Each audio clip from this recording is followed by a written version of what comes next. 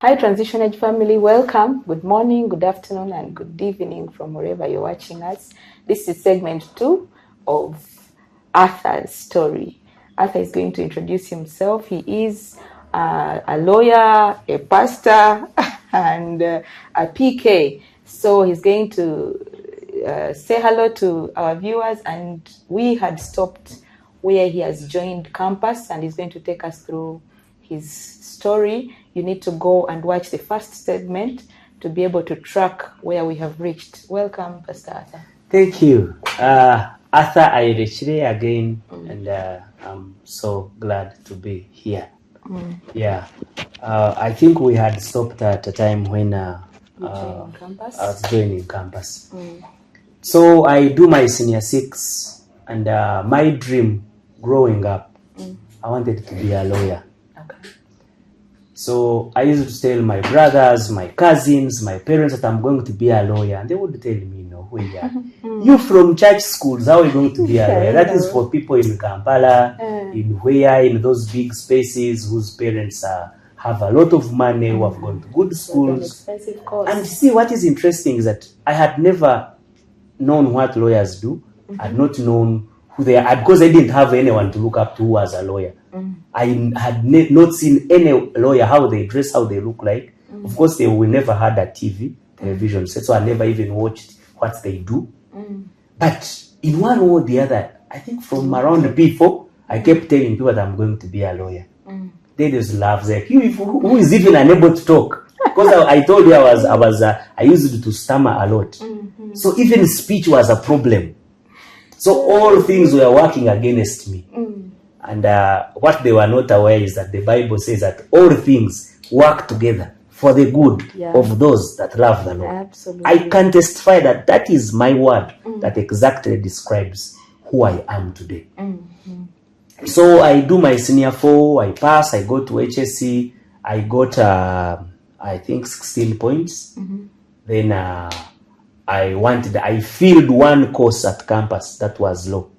So it was either law or law. You had no... Yeah, it was either law or law. Yeah, I never had any other plans. They were saying, now you're going to fail. Then they told me when they were calling on government, they're saying now for you. If you had filled other courses, they would have called you on government sponsorship. That's okay. Me, I'm going to do either law or law. Yeah. So when I finished senior 6 in my vacation, I fell sick. I fell sick for so long, almost like half of my vacation. Like towards the exams coming, I was sick. I was admitted. I remember I went to 6 hospitals, and I almost died. I remember telling my mom we were in a hospital in Mbarara, and I told her that, you see, you're not going to cry when I die, but you're going to cry when my results come, when I have won, when I have excelled. That's when you cry, when you know that your boy was. And my mom started to cry because I was really dying. I think in that vacation, they also operated me like twice on my stomach, very many complications. But I survived. God healed me, and I joined the campus. I was so weak joining campus.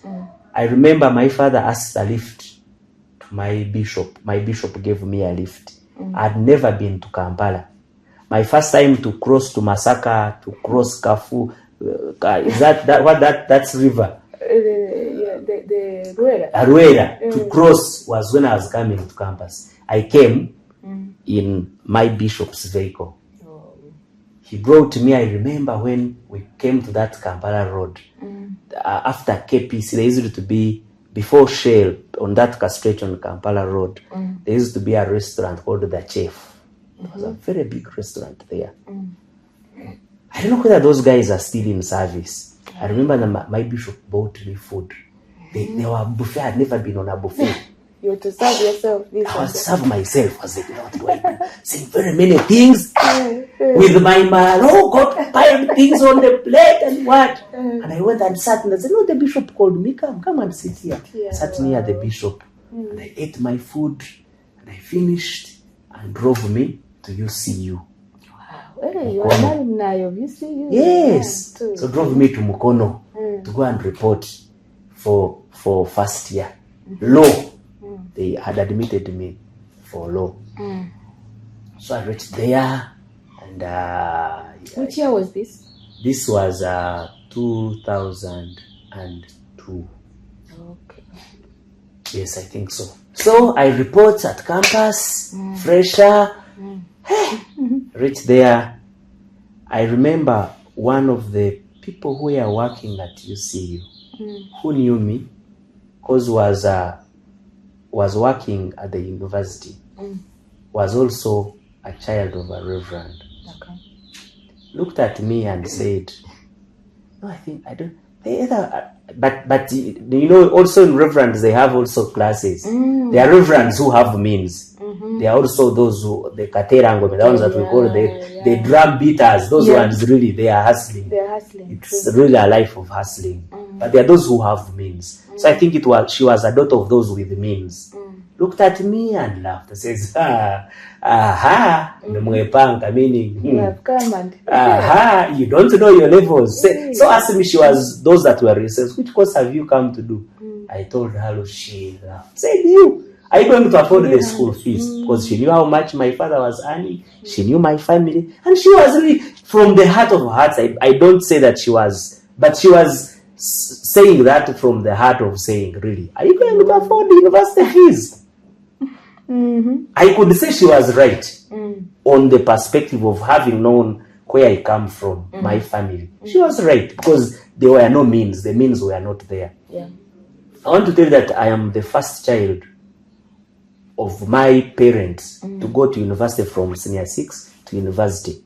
All my other siblings, they had gone, because they branched off. My elder brother went to Kabale, did education. My other brother did engineering, but first did, I think, OD, HD, then at Chambogo, I think it was Chambogo, I think that was running those courses. My other sister also went to Kabale and did education. My other sister went to a health school in Fort Portal called Winga. So I was the first child to go to campus straight. So this person really, from the facts, she was right. After seeing that flowing of where we have always diverted. But after registering, I went and sat under a tree and I started crying. I said, God, the God that my father prays too, you should give me fees that I will finish this course. That this lady will know that you are a God that does miracles. Absolutely. And indeed, God in his own way. There is a time that I can't forget. They chased me for school fees at campus. I went back home. My father was in Imbarara at that time. And I went and I told my father. Had yes. What are they called? The deadlines. The deadlines and what. So I went and told my dad. He had come for lunch. So he phoned me at home and says, "You here? He says, to be in Mukono." Said, "No, they sent me for school fees." Because of course the phones were not many then. Yeah. So he said, he kept quiet. He wanted to eat. I saw him, he was so disturbed. He couldn't eat his food. He went and slept. He used to have a nap after lunch, just that, and then he would go back to office. So he went and slept. He never ate his food. But I got to know that the reason why he never ate food was my presence in the house. Yeah. I think his thinking was, where am I going to get school fees for this young man to go back to school? So later on, when he was going, he called me to his bedroom.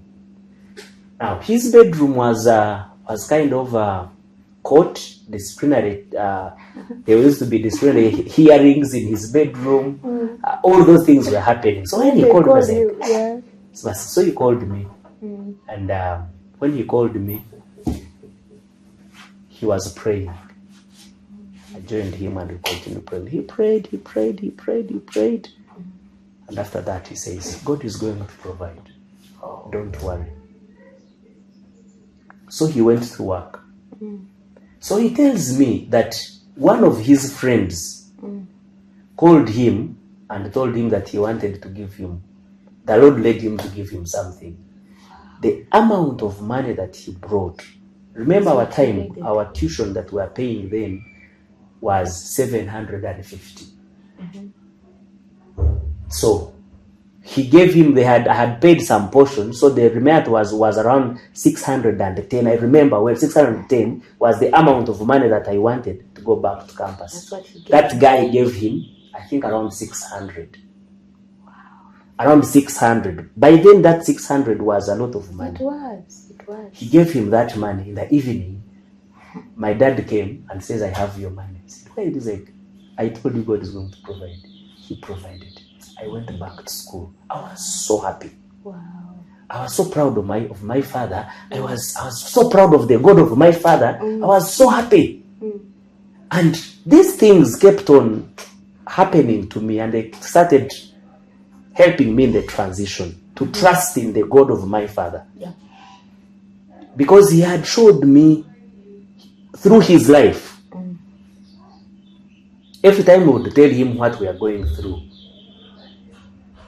he would kind of tell us God is going to make things great. And he would. He showed. And indeed, he was so sure. Wow. The man was so sure of his God that it was like a cashed check for him. And he had that assurance, even when things were not there. He had that assurance, and he rubbed this before us, that it became so real to us that every time our father would tell us God is going to provide, he would indeed provide, and would bank on his word that he had maybe had from his God. And I went back to campus and I paid fees. I went through the 4 years. I finished the 4 years. Wow. And I graduated. And I went to LDC. I finished LDC. I had I think, one paper that I went back and redid, and I graduated from LDC. Life at campus, kind of, things turned around. In one or the other, I started engaging in fellowship. One, because I was a child of a reverend, and I was kind of a very reserved person. So people trusted me with leadership. So I started being a leader, even in the first year for fellowship. Okay. One or the other spaces, the bars, the what, they were not attracting me too much. I was always attracted to church because that was my life. Yeah. So in my hangout areas, I would end up at the chapel. I started volunteering at the chapel because that's what I knew. So I started cleaning the pews at the chapel. I could help in setting up. I go. Then they registered me as a warden.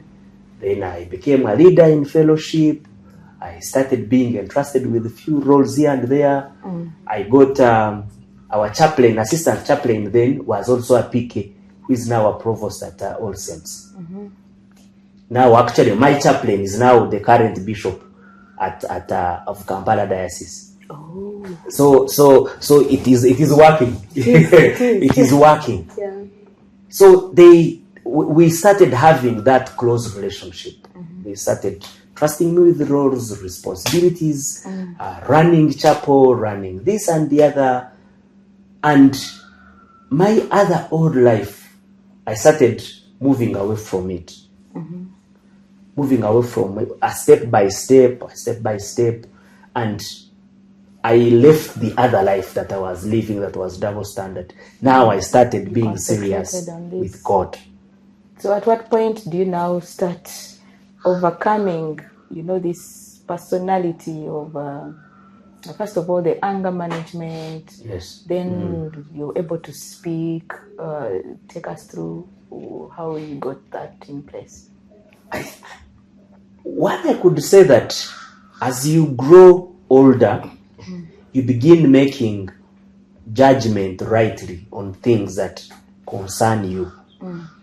So as I also interacted with more people, as I grew up, as I started interacting with a spiritual matter, some things started breaking away from me. Okay. Now I started engaging with people in conversations. Yes, I could come to fellowship, sit back in the behind the pews, and I listen. And you see, the word of God is work. it works on you. It cuts, it prunes. Started pruning me. And now I started interacting with the people. I started now also praying for people, because I would remain in the chapel, because I never had any other life. Sometimes I could find myself seated in the chapel at UCU alone, like the whole evening. No program going on. No program going. I'm just seated. So someone could come. They are praying. They are crying. I don't know whether they thought that I was either a pastor in that place. They could come and begin talking to me, and then say that I pray for them. And because praying was part of me, I could pray for them. There's something that I never, of course now I understand, that I never understood that was on me, that people saw in me, that me I was not seeing. Yeah. There's a way how people trusted me with their things. That I was like, even old people say, why are they talking to me? I am a novice, I am young, I'm not even serious with salvation, but I see people are coming. So as people shared, I also realized that I am not the only one who is disadvantaged, because I used to see myself as disadvantaged. So some people could come with even heavier disadvantages than me. Then I started appreciating God for where I have come from. So those are some of those instances. So campus was a very big transition for me. I started reflecting on my life. I started working on myself. I started improving on my relationship with people, started interacting with people, started in spaces of talking, and in one way or the other, the Lord healed my stammering. Wow. If I don't tell you that I stammer, you will struggle to know that I actually stammer. People will think I'm talking with swag. But you see, the Lord has worked so much in me that I look back on the person that I was. There are people that meet me now. They can't believe that I'm the person that they used to see. Yeah. But I can only credit that the work of God on what God has done in my life. So campus, I was very much involved in fellowship. I was very much involved in work of God. And that work, there was too much work of God that there's a time when the chaplain, now the bishop-elect, when he sat me, he's a man who speaks slowly. He says, Arthur, your parents sent you here to study. I know you love God. You love things of God. But first study. Concentrate on your books. You're always in the chapel. You're always on one mission to the other. When do you read your books? Reverend will be annoyed with you if you don't perform. He never sent you here to preach. He sent you here to study. And he had a point. But I had too much zeal in the inside of me. I remember there's a time when I used to go, there's a prayer mountain on top of UCU called Ankara. There's a time when I could go to Ankara and pray the whole night. Like the whole month I am at the prayer mountain. Every evening I could go to the hostel, change, dress up in my sweater, go to the prayer mountain, and I pray the whole night. I don't have anything I'm praying for, but I had that. I think the Lord was quickening me. I started writing things. I have not authored any book, but I have written so many books. I have so many journals that I have written. The Lord would lead me to go and write about something. And I could write sermons. I have so many sermons. I wrote like for 10 years. I wrote sermons that I don't think I would ever get a platform to preach them at. I don't know. The Lord led me in those areas in His own way. So that's how I transitioned from the old me now to the me. I started leading the Law Fellowship. I was the leader of the worship team, Mustard Seed, at a particular time. I was a leader at a mission team, KAIM, Ankole Anglican Youth Missioners. I was a leader in the Ankole Fellowship. I was on almost all the fellowships that concern me were networked to me. So I was a leader in very many fellowships where I was. So my space at campus was filled with serving God. And in that, I remember there's a time we had a mission in Kenya. I came on a Sunday morning when we had a paper in the next day. Law, I think it was law second or third year. And in that term, almost half of my class failed. And everyone was sure this boy who has not been here has failed. But I passed that paper, I don't know how.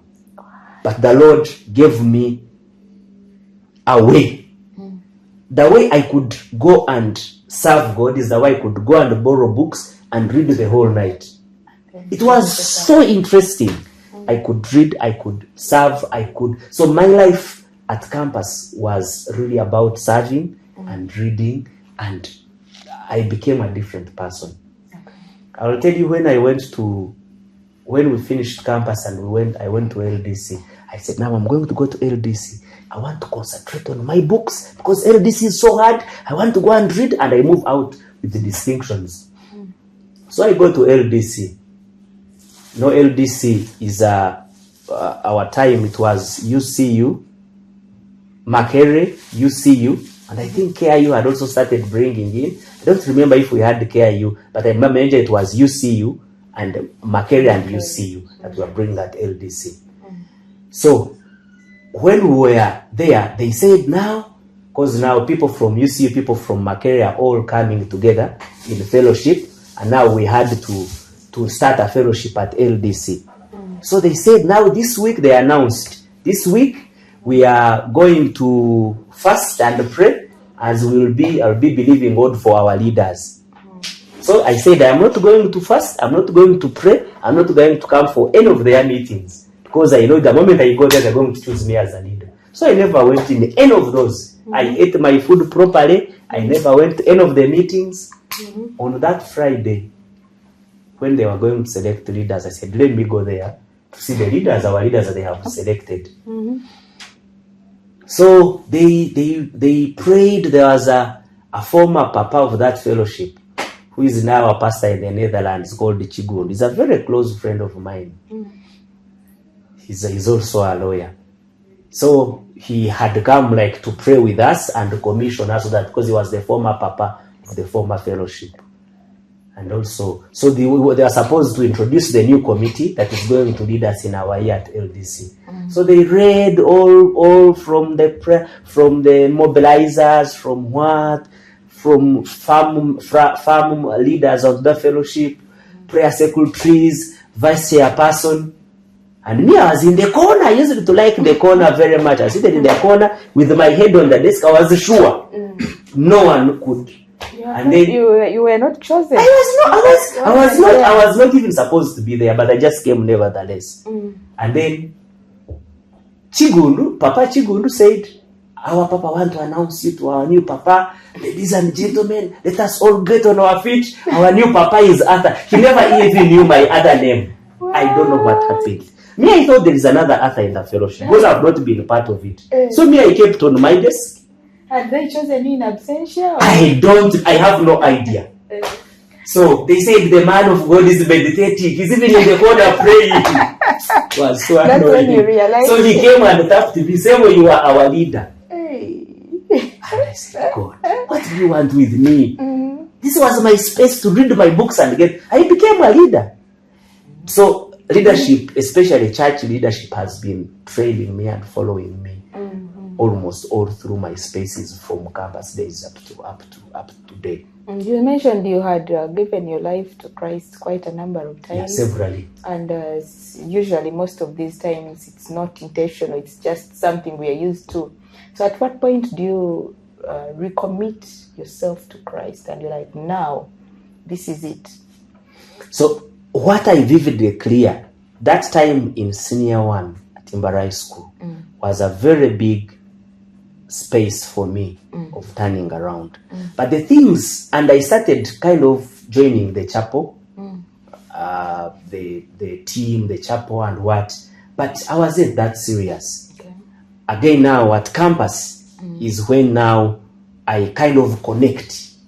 Because I can't tell you that at campus I went and said they called and then no, but I found myself in the spaces of church and of serving, and that's how it's kind of God was a growth, and now finding your space in service of the Lord. Okay. So I can't tell you that I recommitted my life to Christ at campus, but what I remember vividly, that senior one encounter, I think, was a very big turning point for me.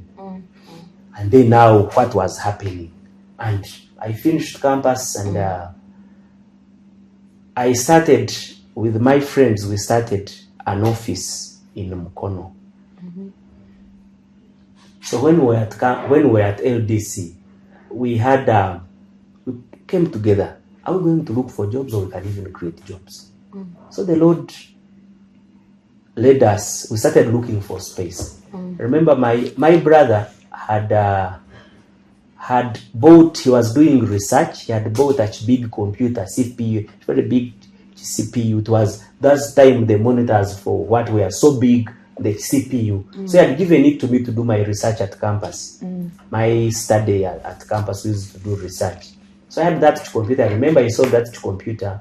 Also, my other colleagues, I think, sold 2-3 things. So they're looking space for an office. We finally got a space at Mukono at Centenary Bank, then opposite Colin Hotel. That was our first space, even before our results at LDC came. So we started that office in Mukono. And that time, of course, we didn't have clients. We were fresh from campus. We were novices. We didn't know what to do. But the Lord led us in one or the other. That time in Mukono, my colleagues, one of them was working with Human Rights Commission, another one was working with Uganda Christian Lawyers Fraternity. So they could come normally in the evenings where we could converge. But me, I was always there. That time helped me to read the Word of God, to pray, to focus. I think my spiritual journey towards the spaces I'm at started then. Because I had too much time on myself. And because I didn't have many clients, I was always praying for God to intervene in my life. And the farm grew. We later on got all the paperwork that was required. We started it. It became a big law firm in Mukono. We later on, those of my friends, they remained in Mukono. Me, now I came to town. Later on to Ntinda. So the spaces of working started that way. Okay. Now, how I become a pastor, what I have not told you is how I met my wife. I think I didn't tell you that my wife is also a daughter to Reverend Canons. Wow. Happy cousin. Yeah, so my wife is a Crispa Atwire. Now Crispa Yorechire. She's a daughter to Reverend Canon Masco and Edith Masco. Wow. They now live in the US. So my dad was at Mukono, and then Crispa's father also came and I think joined them later in Mukono. So kind of they were together at Mukono when they were doing theology. And it was Bishop Tucker. When it was Bishop Tucker then. So they also met, of course, also our mothers were there. Our mothers share a name. They are both called Edith. Wow. So we have very many things in common. So you see, everything was interwoven. So I studied with her elder sister at senior 5, I think, and 6. And we joined campus. So we are together at the same campus. But Crispa, my wife, was younger. So I knew the rest, the elder sister, the other of the siblings, they are younger. Their last born, the younger brother, was so young. I think was in either P4, P5, young. So I used to come because it was home away from home. They were both working at UCU then as lecturers. So they had a home in Mukono. So when your parents send you to Kampala and they know someone, they say, please, I've entrusted you with these people. So it was like my other home. They had a home in the university. Those are, they used to call them Ordnand Village in UCU. They were still small houses that were meant for reverends and the clergy that were staying. So they would call them OVs, ordinary villages. So they were staying in one of those rooms. So I could go there when I want to catch a new meal, when I'm tired of university food, to go there, check on them. So they were my parents at campus. So they tell me that actually we have another daughter that is in senior 5 then. I think she was in senior 5 when I was at university year. But I never saw her. Every time that she would maybe be coming, I would not be around. So when she finishes senior 6, she comes. So when I am coming to do my usual rounds of catching up with my parents at campus, I find her. Said, "Yeah, who is this?" I said, So my mother-in-law, who is my mom, said, "Hey, by the way, we have not met our other daughter. This is Crispa, our other daughter." Said, "Hey, you're welcome. So how are you?" So we started talking, and I remember I'm even the one who helped her select the course that she later on did at campus. Wow. I used to go with her for fellowships. So I introduced her most of the fellowships. So she started working in the library at campus. So whenever I could come to borrow books, so I could tell her, book for me this and this book. Of course, the books were very few. So I would find when she has booked for me books, and I would just sign the form and I take the books. Wow. So that's how we started Divine connection. Divine. So she was my sister and what. And one day, Kigeze and Kole Anglican Missioners organized a mission when she was in, I think, her senior 6 vacation towards the end. So we went for a mission in Bushenyi in Western Uganda. And of course, I was a leader. So when we were coming back on the bus, she had booked for me a seat where she was. Because she was my sister. As in, I was her bigger brother, so she had to book for me a seat. So we are there. We had very many friends on the bus. They were there singing. So because I was so tired, I sat and I slept. She had a very good white pillow. So I slept on her laps, and she covered me with her shirt, and so she covered me. So I slept. So when I woke up, I found guys were singing in the bus. They were singing some Fumbira song. Tulanezerewe, tulanezerewe. Ekitwasabye twakibonye tulanezerewe. They said, "Ne papa nawe aranezerewe. Ekiyasabye yakibonye aranezerewe." And they were meaning that I was on the bus, I was comfortable on some girl's laps, covered in with her thing. So my answer was so guys just started making fun of it. Then I said, "By the way, you see, you people do it. Talk long to see." So in that sleep, I believe that's when God got my rib. Yeah, it was. And what was a joke? What was a joke? So now we started talking, and said, "By the way." But she was too young. I was now, I think, moving to my 3rd year when she was 3rd year or 4th year when I was joining 1st year. I said, "Will this thing work?" Anyway, I said, "Anyway, let's give it a try." So I think like a month, she reported to campus. When she reported, first she was staying in their father's home. She later on got her own room, but also still in their campus. One of the reverend's place also inside, but not in a hostel. So I went, you know how, I don't say we know, but so my sister was also at campus. My follower was also at campus. Okay. So I told her, this girl. It was actually, incidentally, she was also on that bus when they were making fun. So she knew her. So I said, we need to talk. I think I need to talk. So I went with her. I called her to the chapel, and my sister. So I had another cousin of who was also at campus then, who's also a girl, is also a daughter to a reverend. So we sat in a chapel. So I told them.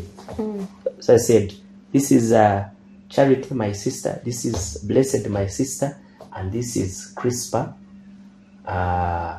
Of course, she's not my sister, but the parents are we are all PKs. What is common is we are all PKs. Yeah. But I've been seeing, and I don't know whether she has been seeing me, but I would like us to walk our life of accountability I want you to hold me accountable as we walk this journey with this young lady. I'm not asking her out now, but I would like you to let us all pray together, because the big thing that we know is praying. Let's give ourselves a month. If it is last, the Lord will kill it. Will in this time of praying. But if God meant this to be for our good, He will confirm it. So I told her, you also go and pray. When the Lord says no, come, call us, we have come here. Call us and we also hear it. If the Lord says yes, that's also know it. So we gave her time space. And went and prayed. Of course, my sisters used to make fun of it. And every gathering that we talk about those things, they say, but you guys, you're so, how did you ask a girl in that way? Who does that? As it was out of this world, but it happened. So we started working together, and later on, I said, has the Lord confirmed? She said, no, I've not heard anything. Kept on praying. Of course, we kept on serving. She was also serving in the chapel, and we grew up together. Then I later on left campus. I left her at campus. So we started relating. She later on said yes. We started relating. And I think 12 years ago, on the 28th of January, we wedded. And our PK is the one. So our PK is the one who wedded us, Reverend Nyegenye. My best man is a PK, Reverend Liberty now. Our matron is also a PK. Our groomsmen were also PKs. Everyone was just a PK thing. It was a PK thing, and it was so glorious. We wedded in a church where our parents wedded. Our parents made 50 years of marriage this May. So the church that they wedded in is where we wedded from. So it was so glorious. So it was kind of evoking those emotions when they wedded. I think 40-something years ago, and so it was really so glorious. And the Lord has really kept us together. We have now 3 children, and the Lord has been so good as PKs. So our home is a home of PKs. So PK home, and the children are also PKs. And the children are also PKs. So it's a generation of PKs, and we are not shy about it. We talk about it and we laugh about it. And you see, one thing I am assured of, that if things get tough, I am assured of one thing. We disagree with my wife, she will go to the other room, begin praying. I'll go to the other room, begin praying. Because that's what we know. That's the only thing. That's what we know. And it is now happening with our children. When they get annoyed, there's a time when I spanked my son. He had my wife does tailoring. She has a machine. So I told her, please don't play with that machine with your sister. So she called her sister and put her finger and pressed the machine. It went through her finger. So I spanked him. I spanked him, and he was crying. He went to his bed and he started worshiping. Oh God! He was singing songs. He's like, oh my God, this thing is real. So his default moment is praying. He was praying, asking God to forgive him, asking God not to do that again, bad manners. But you see, instead of throwing stones or cursing, he was in God, which is a good thing. So the Lord has been good. And so that's now our marriage life. Now, of course, now... You did not struggle with these bodily changes, the desires. You said, yes, you were not into women. But how did you handle now this growth and change? Yeah, a lot of things, of course, happen. Of course, I have got very many things like the nitty-gritties. Of course, like any other young man, you see a young girl, you admire them, you love them. I remember vividly well, I was in senior 3 when I had moved to a mixed school. Because I've been in a single school, so I moved to a mixed school. I told you I was very good at drawing fine art. Yeah. So there is this young girl. I remember she was called Julie in senior 1. They had, I think, some drawing of something. So I looked at her. I loved her. I wanted to approach her. She brought me her picture. I was drawing it for her. I finished. Then I wanted to tell her. I remember I sweated to tell her that I love you. I sweated plasma. She went out without me saying anything. I said, look at this. I couldn't hold her back. I couldn't, but I failed to tell her that I love you, that I want to begin something. But that naivety also protected me. Protected you, yeah. So I ended up not going into those other things. Also, some things that I remember, things that I struggled with sexually, when we were in a single school, things that we learned, masturbation, it disturbed me a lot. So much that we in the ablutions, in what, and it continued. And I was praying. I could pray, God, take this thing away. Every time I'm sleeping, it comes back. I find myself already masturbating. It really disturbed me a lot as a young man. When I was a leader at UCU, I handed over to a young man who is now a pastor in Nairobi. He's pastoring at a very big church in Nairobi. So we handed over to him as a papa of the fellowship. So he came and told me, said, Papa, I've been appointed a leader, but I don't know what to do. This is that I'm struggling with. Something called masturbation. I said, oh God. And I was struggling with the same thing. Yeah. So I told him, it's called Vincent. I said, Vinny, the same thing that you're struggling with is what I'm struggling with. So then I can't help you. I also need help. So I remember we held our hands. He was a young man because he was in first year. I think I was either in fourth year, something like that. Remember we held hands and we prayed and we cried. We are crying to the Lord. So we said, now, every time you feel the urge, you call me. Every time I feel that, I will call you. So we became accountability partners. And so whenever I could see his call, I would know. We'd begin praying. So he became my accountability partner. And that thing was terminated. From then up to now, I've never gone back to it. Wow. I know the solution to see, especially the struggles that we go through, especially young people, is keeping it a secret. Exactly. When we finished campus, some of the things that have been a very big leverage for me in my life as a single boy, as a married person, now as a business partner, now as a pastor, is accountability.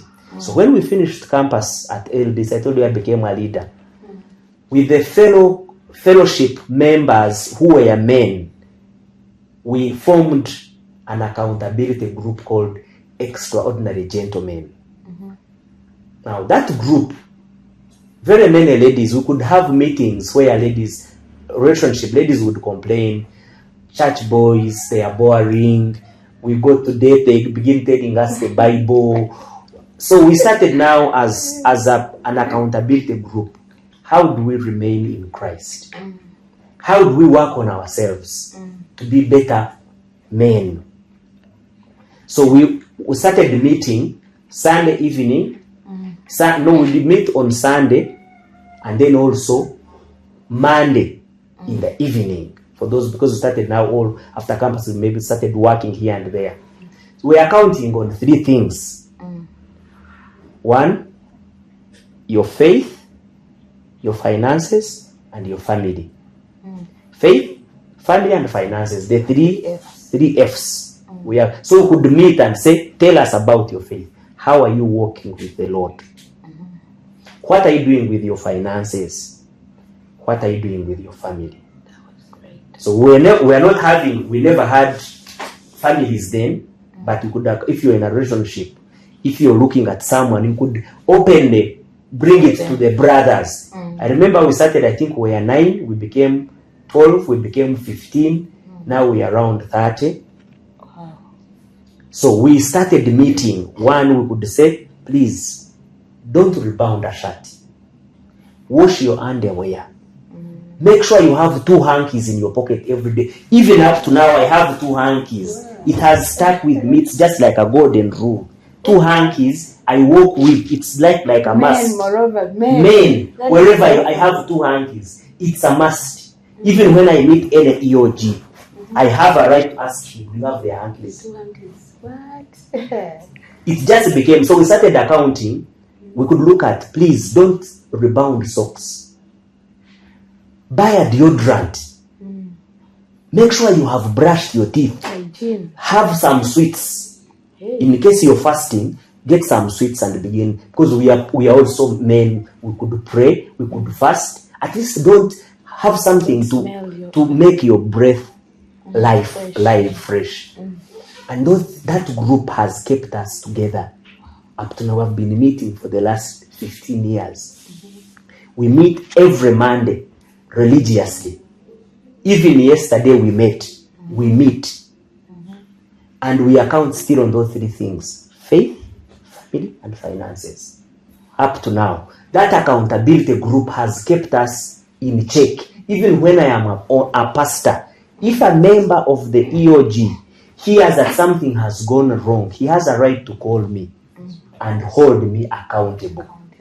We are vulnerable to one another, we are accountable to one another, and we are growing together. One of the things that are killing us as young people is not wanting to be accountable. We are not accountable to our parents, we are not accountable to our peers, we are not accountable to our leaders. We want to be alone, and those things are killing us. Definitely. And we talk about mentorship.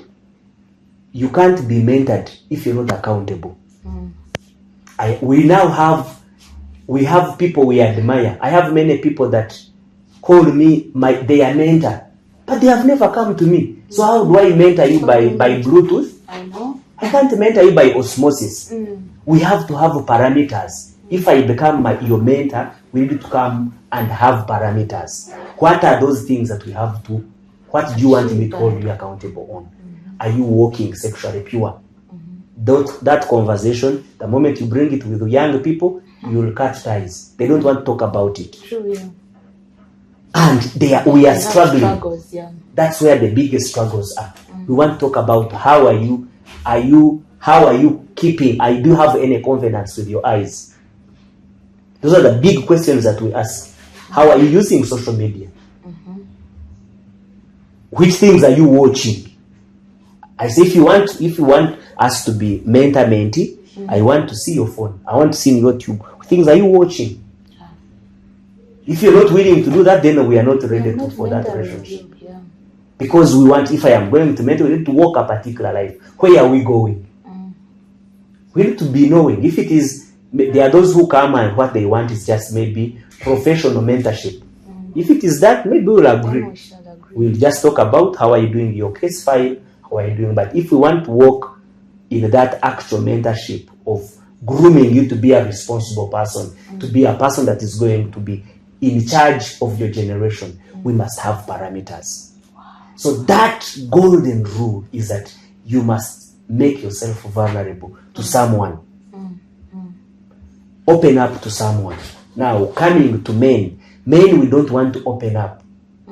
Whether young or old, we want to confine our things within ourselves, and that is killing us. Create a platform, create a vehicle that is going to transition you to where you want to be. If you want to be a responsible father, get a group of fathers that are going to help you. If you want to be a responsible husband, get men that will talk to you about how you handle this, how you handle finances in marriage, how you handle your wife, how you talk to your children, how you relate. Because these things are very fundamental. Yeah. And even pastors, we don't want to account. We must account. Even as a pastor, I must be accountable. We say we are accountable to God, but if you can't account with man, you're deceiving yourself that you are accountable to God. Yeah. So we need to account to one another. We need to make yourself vulnerable. I want to tell you, the space of those men has been a very golden space for me. Because they look you straight in the face and say, Arthur, that you did was wrong. You must go back to your wife and apologize. And if you don't, we will come. We'll make you apologize. You know what they do? I like that. The moment they hear, even including clients. You're only men? Yes, we are only men. Now we have wives. Also, wives have also formulated their EOG wives. They have also created a very formidable team where they meet as wives of EOGs. So once they have had, Mr. Mugabe, what do you think? Once they hear that something is not, there is one of us who got money from a client. So a client, he deals in automotives. So a client gave him, I think, 30 or 50 million to bring for them a car. The car never came. The money was not refunded. And this was getting to a year. And there was no explanation. He was no longer picking the calls of the client. So the client reported it to one of us who had referred him.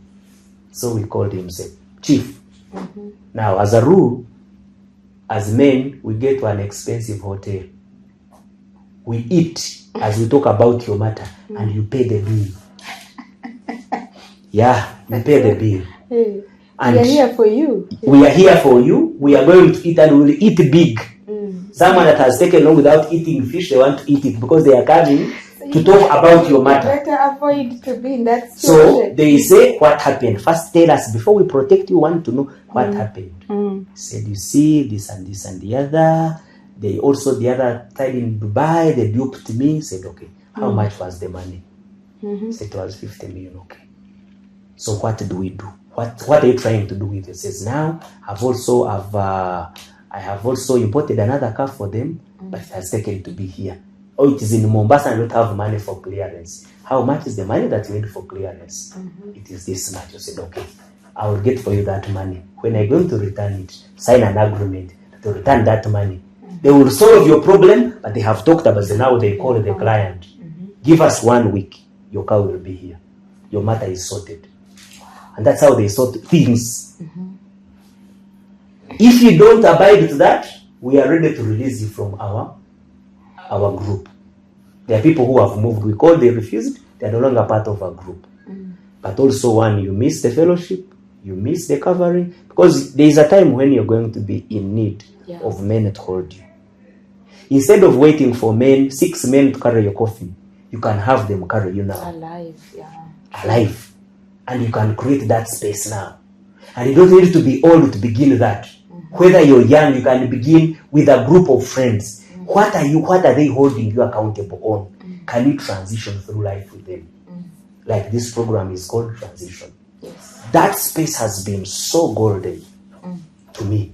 I hold it so dear. When I am so low, I know the moment I get there, I will say, guys, I'm going through this. Sometimes have run out of funds. Say, guys, the truth is, my son does not have school fees. So I say, how much is it? One say, what is 1.5? Just pay that money. And they will not even ask you for a refund. But they cover you. When you are in need, you will need them. But you must account. You must account. They hold everyone accountable. So before we even say that we are accountable to God, we must be accountable here before we go up. And that has worked for me. As a young man, and even now as a married man, even now as a lawyer, even now because some of our members are now judicial officers, some of them are now pastors outside, some of them are running very big establishment in this nation and even beyond. Some are in the US, UK, some are in Netherlands. I told you a pastor in Netherlands who is a member of the EOG. Some of them are in Dubai running big establishments. Some of them are running very big. So we are no longer boys, we have now grown. But this space has created us to keep in check. And that's what I recommend for every young person. Not only young, for every person. Create a space where you're going to be vulnerable. Where people will not judge me, but they will. One, they will critique what I'm going through, tell me the truth about what I'm going through, and then help me out. It is so good to have a fallback position. And to me, that has been the golden rule. Yeah. So at what point now do you cross from Anglican to, I don't know whether it's Pentecostal or... Now, that is, I don't know how to even explain, because it's very magical. and very, I don't know. So, when I leave campus, we wed with my wife, we start staying in Chireka. the Archbishop now deceased, Livingstone Nkoyoyo, the late, had a space in Bweyogere called Rest Gardens. So started a chapel for his people. And me with my fellow PK, who is now a judicial officer in Tororo, we started leading that church. So he was, I think, he was the lay leader, of course, not the legal, the one. He was the head of laity. I was also in charge of this. So we started children's church, I and my wife and his wife, that colleague's wife. And we started growing that space that grew up to be a very big church. It's now actually under Namirembe Diocese. Then it was under UCU. So now it's under Namirembe Diocese because now it's a very big church. We even bought land for it. The church grew from 1 service to 3. Actually, now they are running 4 services. So at some point, I was actually a member of that church. Hey. I lived in Chireku and Saint Kakumba Bweyogere.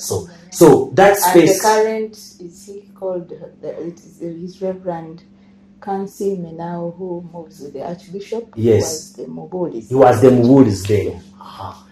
Who used to work with the Archbishop at his space in Chain Foundation. So that's how we came. So when he left, we are the ones that took over after him. Then they brought in some lay reader, then brought another I think that was there recently, also became a reverend. So the church has grown, has metamorphosed into a big establishment, bought its own land. It's no longer in the property of Rest Gardens. They have also built. So I'm there, I'm serving in that space with my wife in children's church. Now, I am also running a law firm. So one of my clients, I knew Pastor Amon because he's also an EOG. Makere, law circles, together in fellowship, is also an EOG. So we are always together in very many spaces. He was a pastor at Makere, that community church, Makere Community Church of Pastor Simpa. He was assistant pastor. So we connect. So now we connect with this friend of ours, Moses, who runs businesses. So he had asked the Lord to heal his mother, and I think he made a covenant with God that when I build any business, any building, I'll make sure that the last floor will be the house of God. So he has this idea, but he does not know where it is going to go, because for him he's a businessman. He's into real estate, he's into schools, into what, has very many establishments. So I connect with Pastor Amon, we get into meetings, and the idea of a church come up. It was not actually a church, because I was very, very okay with where he was. He was very okay with where he was. Actually, he had a plan of going with his wife to Dallas School of Theology to go and study theology, maybe for 5 years and maybe stay there. Me, I was running a law firm. I was comfortable. I was serving at St. Kakumba, and the church was growing. We had a very big children's church, so big. Very many schools around had brought their children, and the children's church has grown. We are now in 500s. It had grown so big. So I really never had it. So we put together a mind and said, no, we can register it. So we register a church. We register a company limited by guarantee. And the reason for that was that it will be like a chapel where people meet to worship the Lord every Friday. And anyone around in that community would come and pray if they want to pray. So we fully equipped the whole place, put in projectors, screens, microphones, what we put to be just like a space. So we started running, because in my campus space I used to lead the worship team. So put together friends, we started leading people in worship every Friday. So it was a worship experience, started as a worship experience. There was no intention of beginning church at all. So we started, like after 1 month, people started now coming on Sunday and they gather. Same year I was going to this church, it is far. I relocated to this place. I had the machines we were playing here, said to come. And people started gathering. So they would call. So there was a caretaker. There's a young man who was caretaking that space to make sure that at least our equipment is not stolen and the rest of the things to make it clean. So would call. There are people here. They are like 30. They want to pray. So I said, I'm teaching. When I finish, I will come. Then Pastor Am will say, I'm leading service. When I finish, I will come. So would come and meet there, like at around 11, pray with the people. People are still there. Pray with them, read a portion of scripture, and people would go home. So that's how actually we started the meeting. So me, I was running here, he was running the other side, and we could come to pray with the people, and they go. People would bring offertory and we say, where do we put this money? We need yaka, pay yaka, we need this. That's how that church started. It was never anyone's intention that becomes a church. It was no one's intention, neither mine, neither Ammon's, neither whose intention that we start a church there. So we just put together resources so that we could lead people into worship. That was what was there. But God had a different plan. That became a church. Now they started calling me pastor. I said, pastor from where? So the other side, I was a head of missions and also young people. So I told them, there's a space where the Lord is leading me. So I don't elect me as another leader. I will be coming to give him help here and there. But as of now, I will be serving the other space. So I could be, yes. So now we started coming here every Sunday. We had one service. Now they became 2 services. Now we are having Wednesday services. One thing led to the other. And now they call me pastor. I said, now. I said, but I'm not a pastor. I said, but you're doing what pastors do. I said, yes, okay, I'm a pastor. So that's why I'm saying I'm really struggling to allow to be called a pastor. Yeah, because by your background, there is some training that has to, take place and all that. But by calling wise, you are. I would say, because really, we have been, now EOGs, what we do for ministry, we mentor young people, but majorly in low circles. But also we have been very instrumental in university fellowships, especially law fellowships. We run their fellowships, they call us to come and talk to them. So we have been really, so in those spaces we have been serving the Lord. Churches invite us to come and run their overnights because we are really well known. Could come in our suits at several grounds, pray almost every evening in our suits. You see like 30 guys putting on suits, praying, pacing in the Makere. And so the Lord has been preparing us. I told you that the Lord led me to write very many sermons. I have very many books with written sermons that I don't know whether I will ever get space to preach them. But now God has given me a platform. I end up, the problem is that I'm no longer going to them. God is bringing fresh things that I'm preaching. Now I no longer need even to go back to them. But I really know the Lord was preparing me. There was a time of wilderness that the Lord was preparing me for what is coming. So nothing happens by accident in God's kingdom. He prepares you. He nurtures you. The whole time God has been grooming me, I think, to be in the space that I'm at now. So later on I realized I can't be leading people to what I don't know. So I joined theology. I am a student at Lancaster Bible College. I have finished my first year and now we are, I think by May next year we'll be graduating. Because I realized, this online. Yes, but we also do some physical residencies that we normally do, but maybe 3-4 times in a year. But most of it is online. So it is a very good course and it is helping me a lot now to add one to the other. One thing that I told you my father was an educationist before he became a reverend. He was a teacher. So we used to see very many books of education, this everywhere. When I told him that, he has always told me that he wants me to go to Mukono, theology, to go and study theology. I said, no, it's not my time. It's not my space. I'm a lawyer. So how would you want to say, yeah, but you see, we didn't serve God better professionally, but even when you have a caller. So I used to make fun of it. I used to tell my dad, so that I'm going to be the first Anglican bishop who is not ordained. would say never. That will never happen in Anglican church. So in one way or the other, my father has always seen me as a person who will study theology. I don't know why, but there's that thing that he saw in me, that he has always talked about this. The day I went back home and I told him that I did theology, he was so excited. He went in his bedroom, got a very big suitcase that had theology books. I got 100 copies of different books in theology, very new books. He has been keeping them.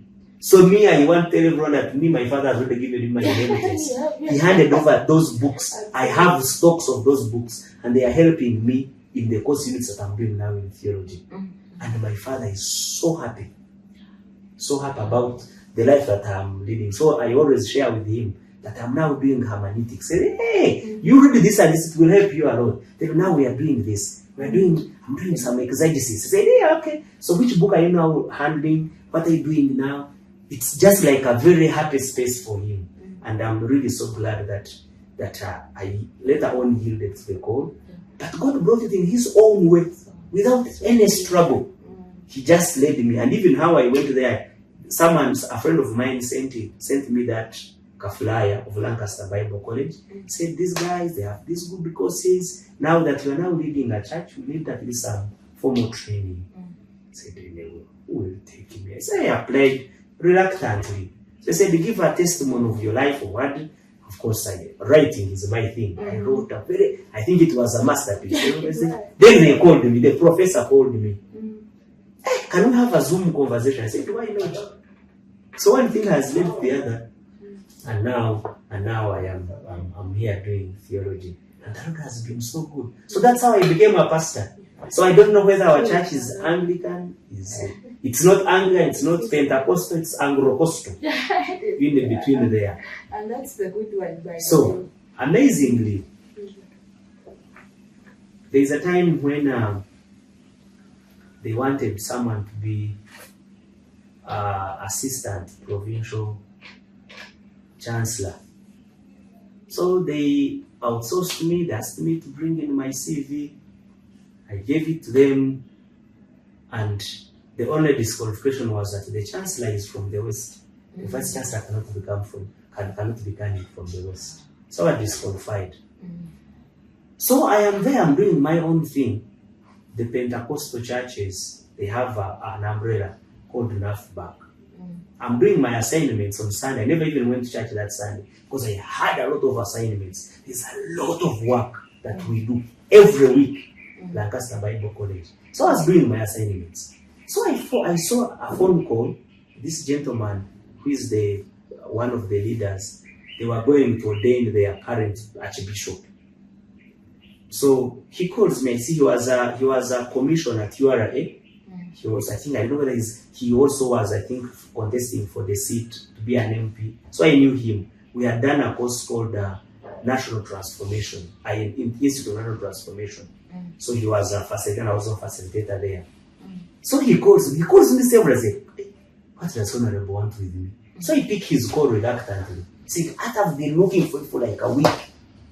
I want you. I just like, no, Honorable, you can't see me. It's like, where are you? I can find where you. I said, no, you can't find where I am. It's like, I want to see you urgently. I said, Honorable, I have assignments. I can't allow to be seen. Can it wait next week? He said, it can't wait. I want to see you. I had the urgency in his voice. I was like, what's going on? Does he have a case? Has he been arrested? Is his so very much? So he told me. So when he finally told me what he wanted me, he sent me something that he wanted me to look at and confirm if I can allow to be appointed the legal minister for the umbrella. So they appointed me the minister for like the Attorney General, but now like the Chancellor for the Church of Uganda.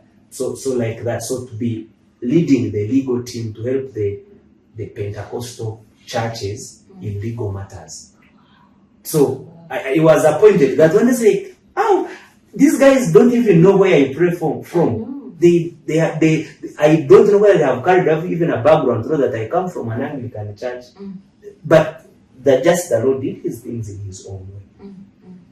So now they started carrying out. People now started, after I was appointed, we were sworn in. Now people started coming. But I thought that is a son to a reverend. Then they came to my church to know whether it is Anglican or not. People are now, but things were too late, I think, for them to back to amen. Said, yeah. So I was asking them, which of you never came from a traditional church?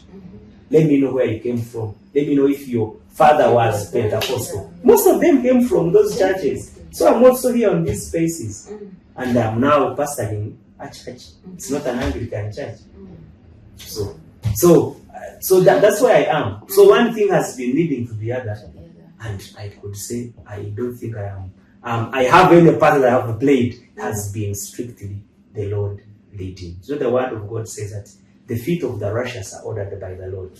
I've seen him order my footsteps all through my life. I don't know where he's taking me, but I am sure the one that holds my future is steadfast.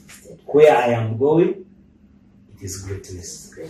Now, you wanted us to talk about the youth, my purpose revolution. Yeah, but that one is longer. I wanted also you to touch on something we discussed shortly before we started the show. Yes.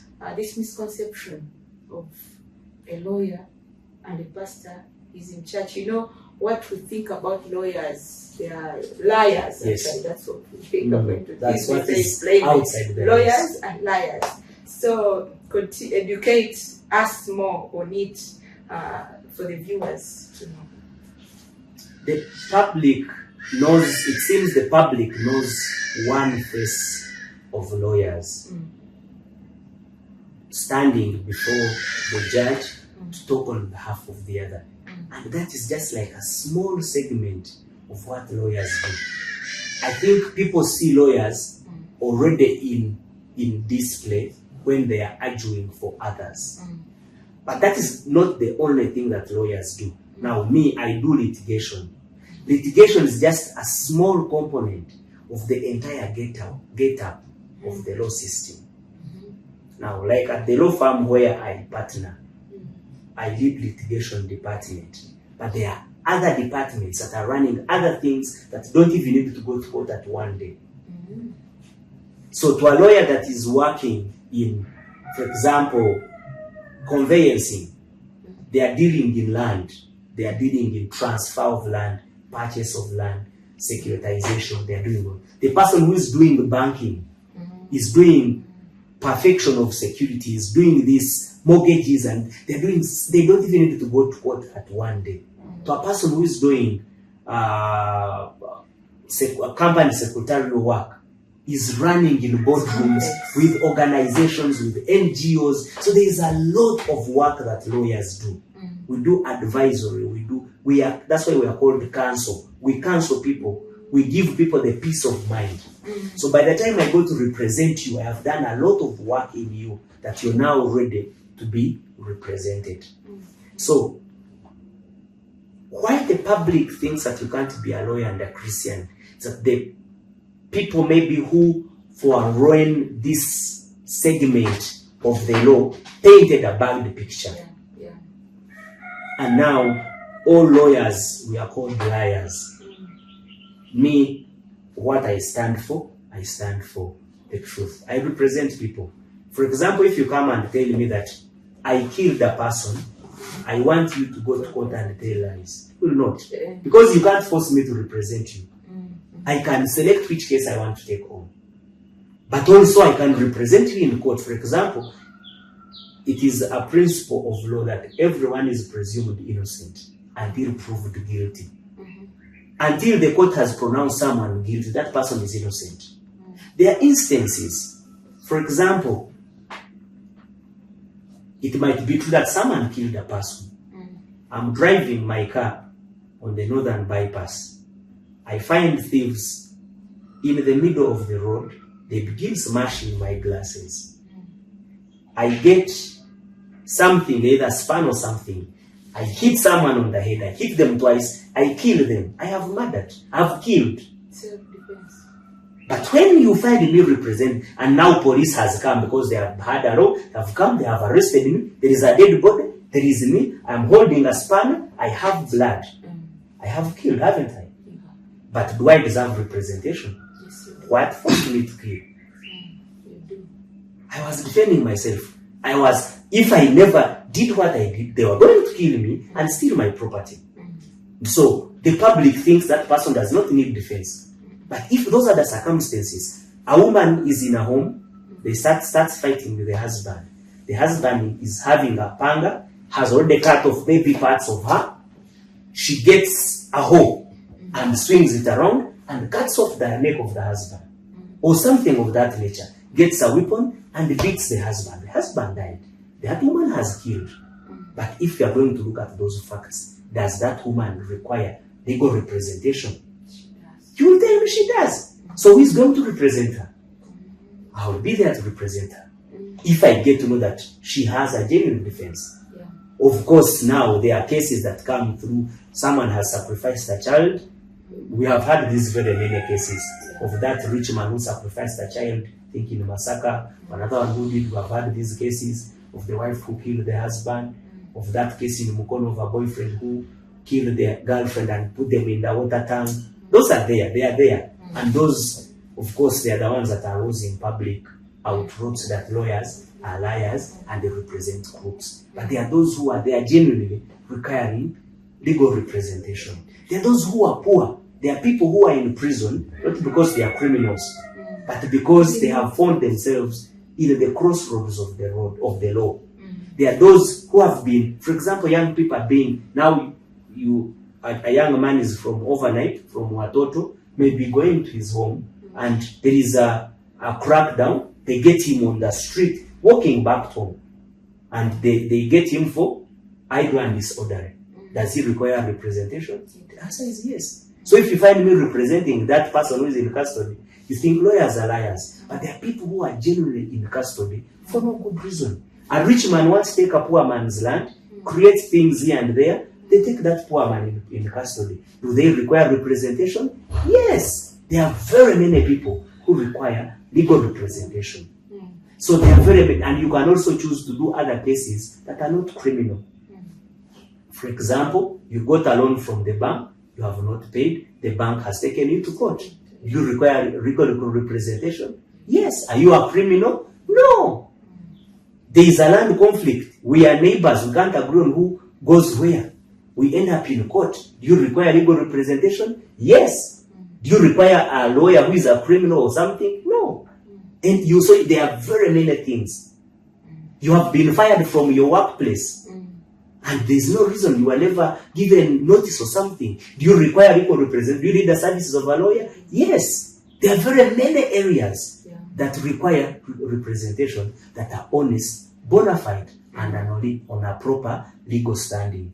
So just criminal practice is a very simple segment of legal practice. But that is what the public picked and walked away with. But there is a whole vast, actually the law protects us from the time we are, even when you're in the mother's womb, it is the law. When you're born, you have to register. It is the law protecting you. When you go to school, Education Act protects you. When you get married, Marriage Act. When you want to get out from your marriage, the Divorce Act. When you want to die, you have to be recorded. The law is protecting you from birth to death. So there is no way you're going to run away from the law. The law is here to help you. Wow. Now we understand that. Learning does not end. I've also learned it. Yes. Yeah. So you run a youth ministry or you do youth mentorships. Yes. I would like you, now this is a show for the youth. Yes. And for mentors out there, we would like you to take us through what that is and what exactly do you do. So I have been involved in lives of young people. One, first as a young man, I was a leader. And I told you that I belong to a group of men, extraordinary gentlemen. We mentor young people. We talk to young people when they are getting married, those that are in our circles and those that come to us. We mentor people when they are in marriage, because we now have marriage spaces. We mentor young people at university, those that come to us because we are now professionals running establishment. Many people come to us. But during COVID, at our church, we started a program called My Purpose Revolution. MPR. MPR is helping people to discover, develop, and thrive in their God-ordained purposes. That is our vision. So we help people to discover who they are. So we discover who we are or our purpose through two ways. One through what we would call guessing. You guess, you discover upon your purpose by accident, but also which we call speculation. So you can discover your purpose by speculation, or you can discover your purpose by asking the one who made you to guide you on who you are. You can have a gadget, let's say a phone. When it gets a problem, you can film around, and one thing, the other, you figure out something and maybe it begins working. But also you can take it to the manufacturer to help that when this machine malfunctions, this is how it is rectified. Any other gadget, look at it, everything. So because we know, we all agree that we are made in God's image, we are created by God, we are from God. Therefore, anything that concerns us, we must go back to God.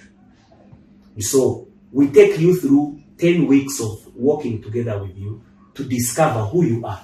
Why did God create you the way you are? And once you discover who you are, now we say we develop that you have discovered. So we have 3 segments of developing. We have tailor-made modules to help you discover who you are. Now we develop that you have discovered. If you realize that God created me to help people. Now my mission is to help people. So my mission is to be wise and make wise. Be wise and make wise. So it is my place to be wise. From God, give me wisdom. Like Solomon said, give me wisdom. Moses and God give me wisdom. Then I also help people to discover that. Because it's to be wise and make wise. That's my mission. I even have where I have it. When you look at it, you see, to be wise and make wise, that's my mission. Now, when we know that you have been created to help people to be wise, now, how do you develop your capacity to make people wise? And now, hence what we are doing now. We are helping people to be wise. Now, the thriving bit is, now this thing that you have discovered, you are now developing. How do you thrive at it? If it was something that you love doing, how do you love what you're doing? And then begin either making money or causing an impact in people's lives. So, if, for example, you say, God created me to encourage. I know I'm an encourager. Now, how do I build my capacity to be a certified encourager? How do I also create a vehicle to help me earn from that I love? I am a lawyer. I help people solve their legal challenges, give people a peace of mind, help people to navigate through legal challenges. But also I know that is what I do outside when I'm here. But when I get out of these spaces, I know my role is to help people discover their purposes. Open their eyes, saying that, this is from what we have interacted within your substance and who you are. This is what God created you to do. And now, how do you begin creating that to also begin earning an income? So that you not only give, but you're also able to earn. So that you begin loving that you were created to do. You begin even earning from it. You see, God has never made a table. But God created trees. So who is responsible for making tables? It's you.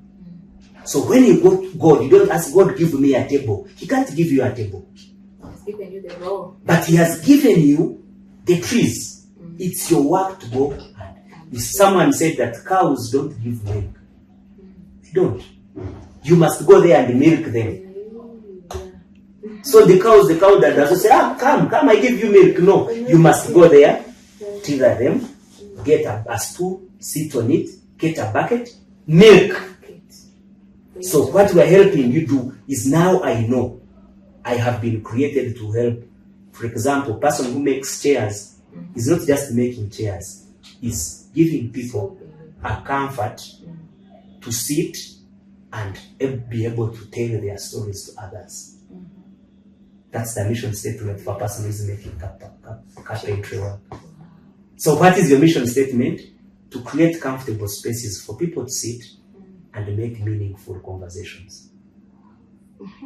So you don't say I'm a carpenter. No, my mission statement is to create comfort for people to sit and have meaningful conversations. So we help you to discover that if you know, I'm now in the carpenter space and this is what I love doing. I believe God, but I don't know how do I craft it in a way that is going to be sellable. So now you have created your mission statement. My mission statement is to create comfort for people to sit and make meaningful conversations.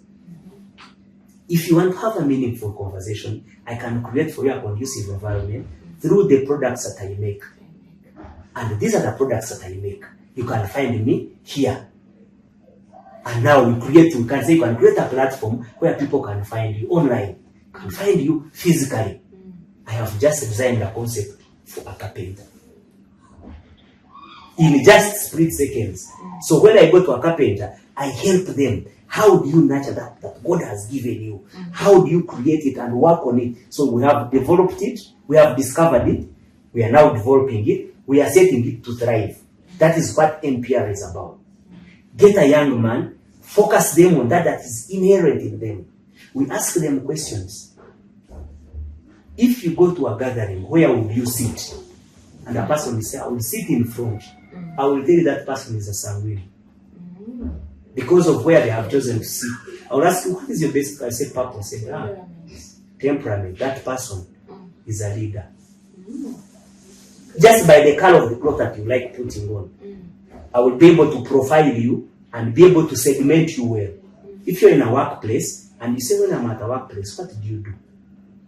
You choose a person will say, me, I sit on my desk, I do my work, I don't talk to anyone, and until I go home. I will tell that person is a grinder. And so you find the company has employed them as HR because they have a certificate as an HR. But their space, they are not created to be HR. They just started it. Yeah.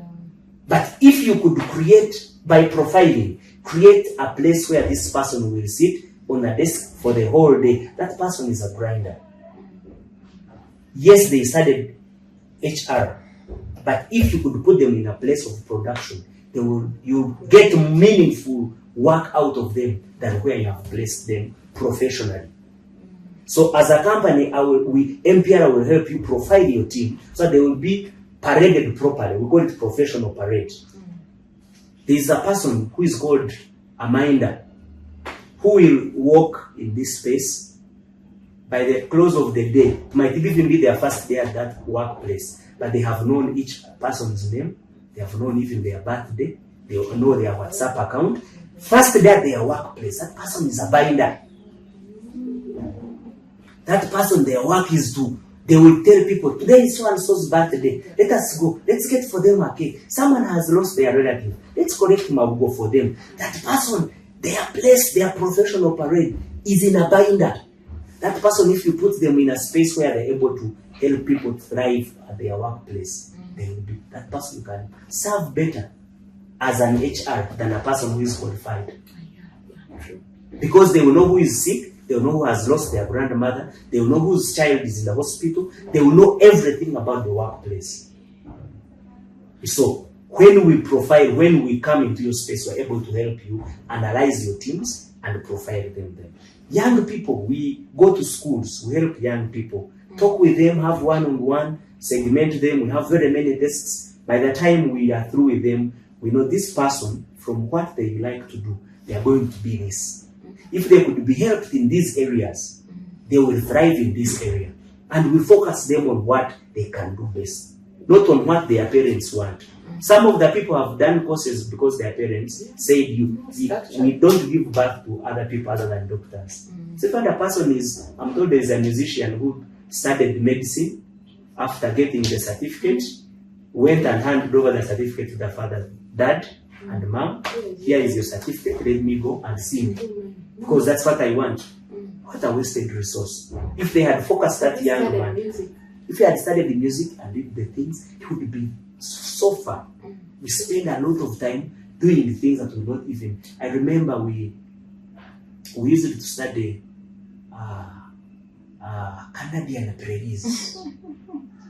I have a friend who lives in Canada and she says she has never even seen the Canadian. I wonder why I have to study Canadian prairies when I am not even going to go there. You see?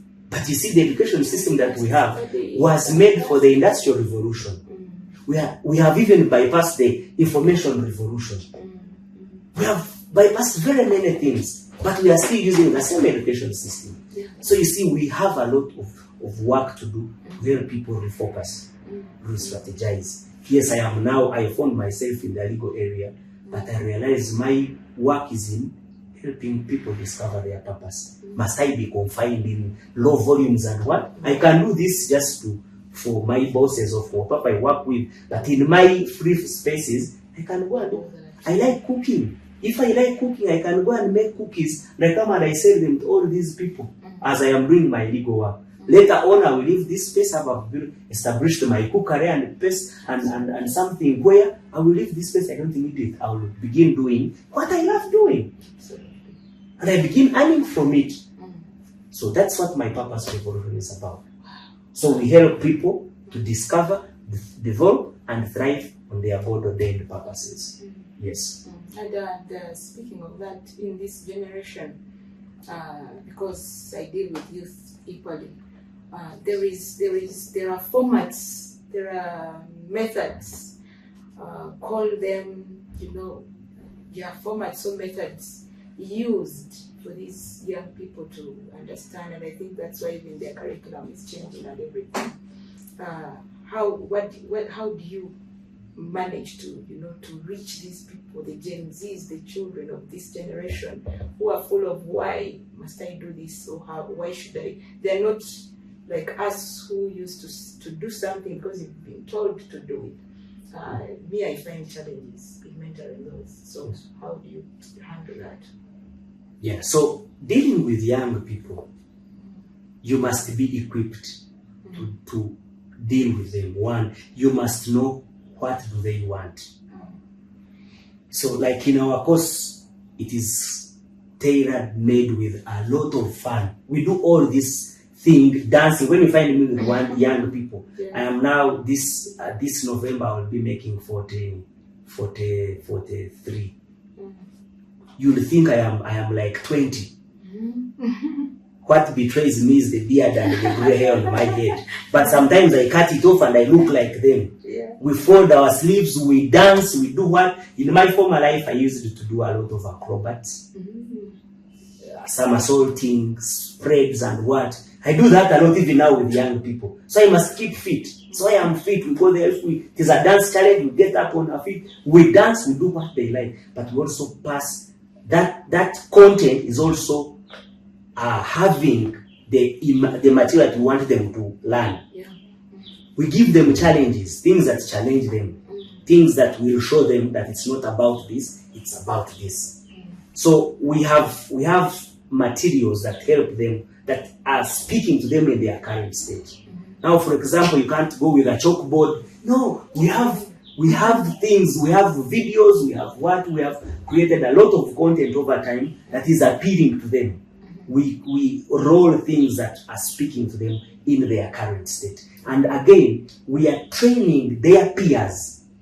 Because I think I am the oldest, but we have people who are actually now at campus. Those actually, we have someone who is now with their senior six vacation, who is now on the team. So that one understands them well. So when we are going to a school, we ask what is the get-up of this school? What do they like doing? How do they spend their free time? What is it that can purge their gap? Where are the gaps? What is happening with them before we even go there? So by the time we go there, we have a lot of information about the school, about the people, about what they like.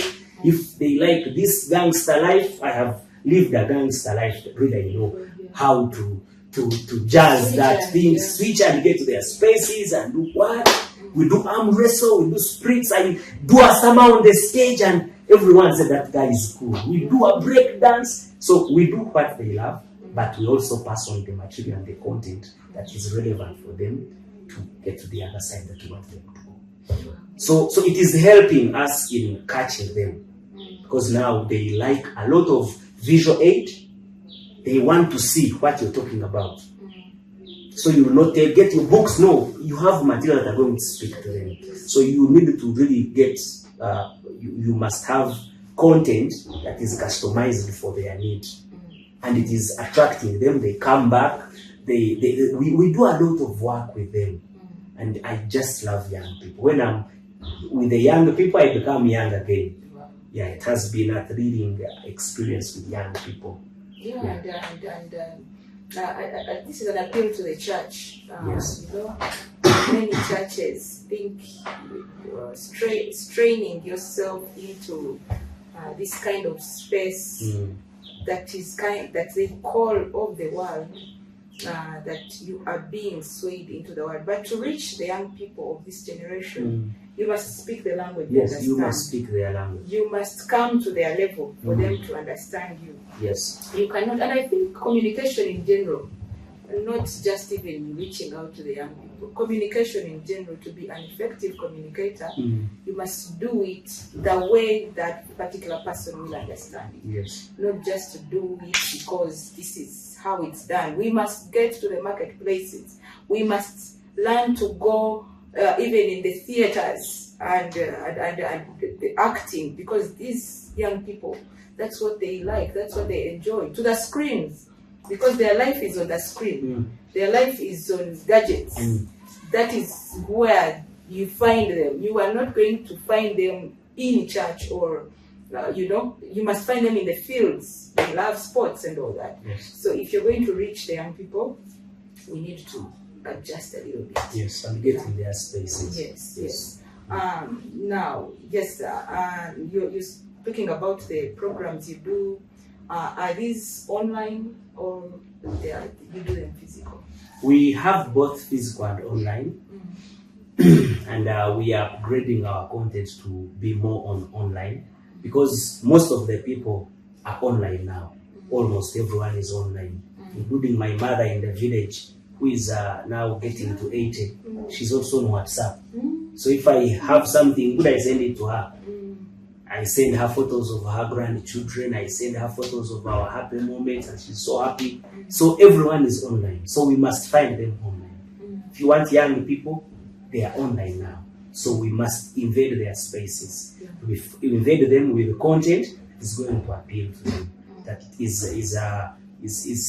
giving them, because now the world is giving them content that is pulling them to the world. So we must create Christian content.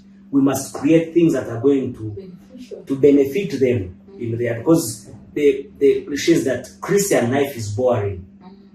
It's not true. We must create content that is going to show that really we now have getaways. We go to the beach with Christian, of course, content. We dance Christian music. We have Christian artists. We have Christian movies. Invade their spaces with that. Create content that is going to appeal them, to know that you are a pastor, you are a lawyer, you are a young person, you can do these things, you can move. You give them the vibe, as they call it. You must give them the vibe. And so we do physical classes for those who are in our spaces near, and then also online. We sometimes do hybrid. There are people who are very far outside the country or far to reach places where they can't be here. And so we do a hybrid meeting normally. So for the 10 classes, we spread them. We meet every Saturday and also Wednesday for an online recap session. And we now have a new class that has enrolled, and the people are there fellowshipping, and we are learning and growing together, and telling them that we have to sharpen for us to be relevant to our generation. Wow. Yes. I think my purpose revolution is something each of us needs. So companies, church, schools, everybody out there, I think we should embrace these programs and better ourselves, better our lives. Personally, I need to have a talk and a chat much later after this, so that we see how I can personally benefit. Yeah, so we've I think we've preempted most of the things we needed to say. I wanted to ask, now we've talked about your youth mentorships and life and your life and everything. I would like you to mention something about our aging parents. Whenever I post a PK, I would like that to be re-echoed and re-echoed and re-echoed until it reaches the right people. Our parents who have retired, who are out there struggling. There are those we've had on our bigger platforms. People are telling us, please, this one is dying, this one is struggling. You need to say something to the church. Yeah, I think the church seems to be the only establishment that seem not to care about the people that have served it.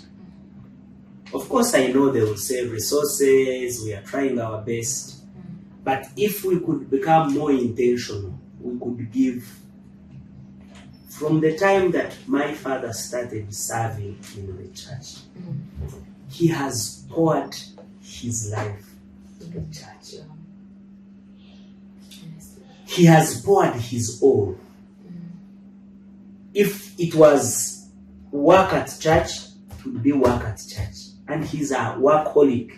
He could work. He could do what he would do everything. And they knew him for. They would tell him. They would take him to a place that is has maybe where they have no connections at all.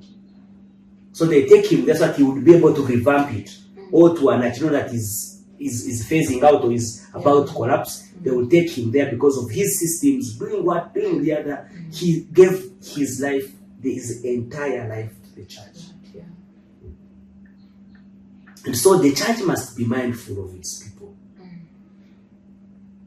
One, if we could begin orienting, now I know there are very many young clergy, begin orienting them to start projects. Sometimes I ask them, you worked in Mbara, how did you leave Mbara without buying any plot of land? There is no plot of land. So I say, how was that possible? But you see, one, he didn't have the means, but two, it was maybe not in him. Maybe I'm his plot of land, because all the money that he got, he educated me. But there are people who also educated their children and still were able. So if we could begin projects that are going to help them focus and say, you can still do this and also save some money to do some projects. That's an investment. But also to begin saving.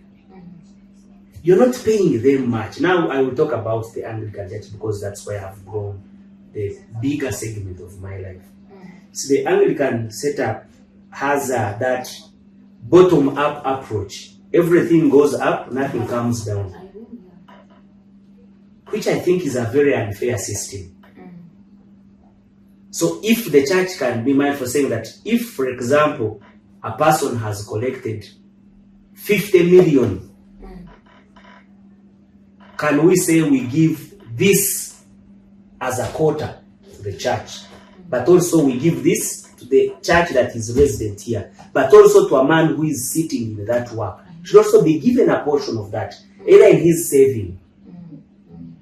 And of course, I know many will say that you're talking about things that you don't know. But I have been in that space. My father, for my entire life, 40 and plus years, I have been in the church.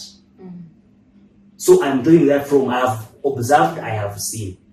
Of course, I don't speak as a reverend.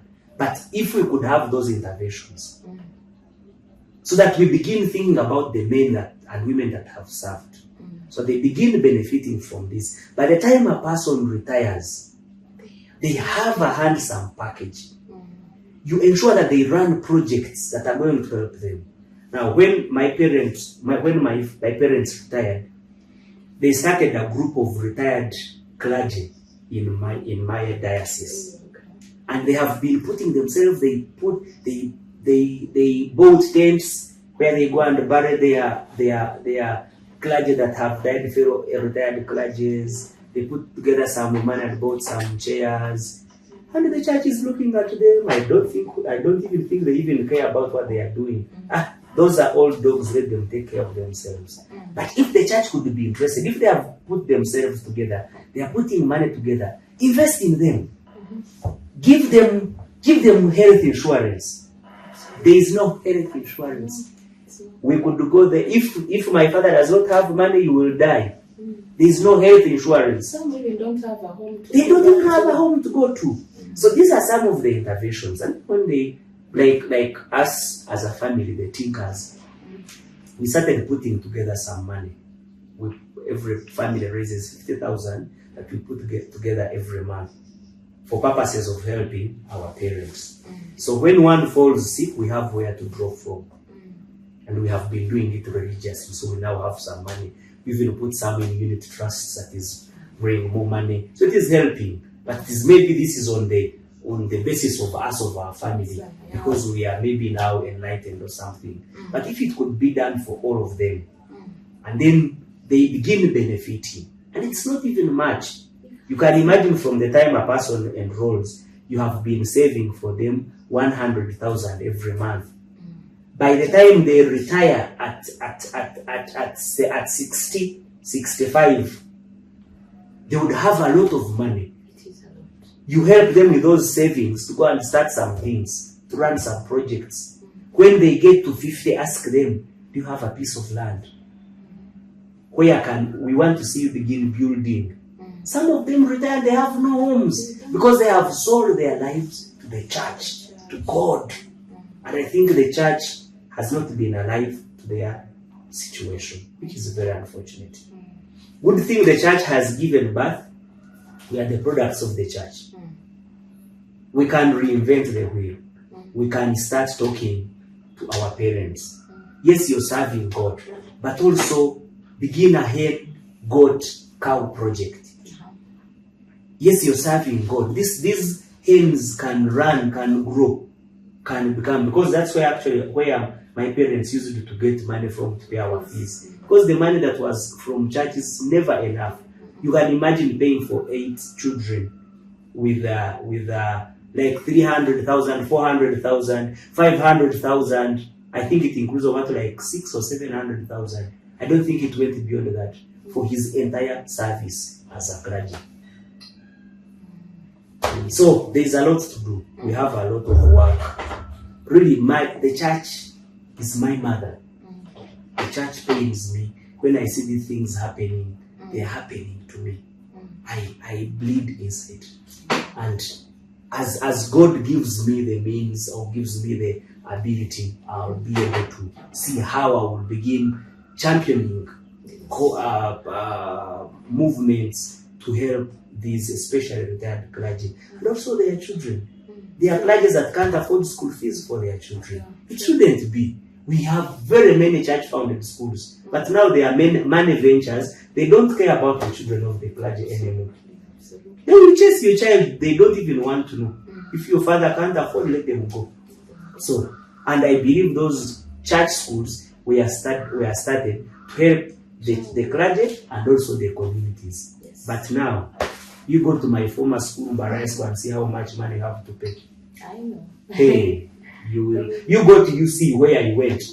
The course at law, when I joined, we are paying 650. It was about 750. At the time I finished, I think it was around 1 point something.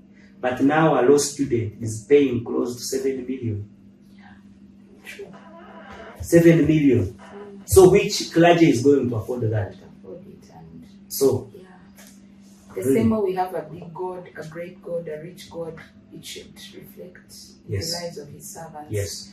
Yeah, thank you so much for, you have preempted. But we need him. We still need him for, to teach us all those details. When it's not an interview, we shall come back and he will, pour out all that wisdom. I'll be so glad. To us.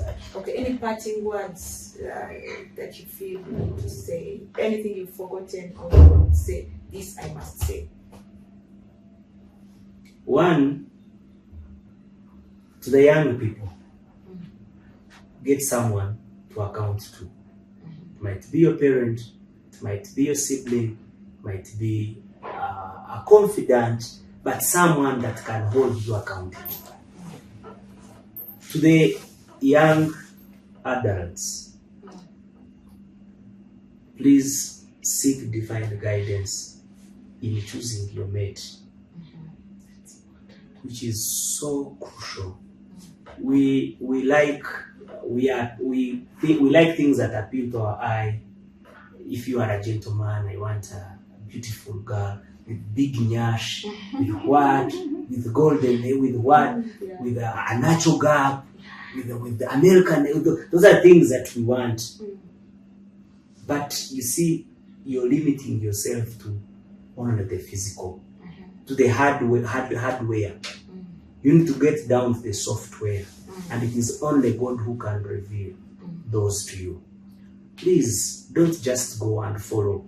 Don't follow the nyash, young people. Please, it will end up in tears, like they say. After you have seen the nyash, ask God. Let him lead you, let him guide you. And good thing God will speak. When you have seen her, get a person that you trust. That's why you talked about mentors. Tell a pastor, I have seen this girl that sings in the choir. We're trying to work together. We would like you to pray for us, but also we want to account to you, so that we live a pure life. The pastor will pray for you, will hold you accountable. Don't tempt yourself. Don't lock yourself in a room that you're praying together and you're relating. It will end in tears. Don't. So don't put yourself in compromising situations.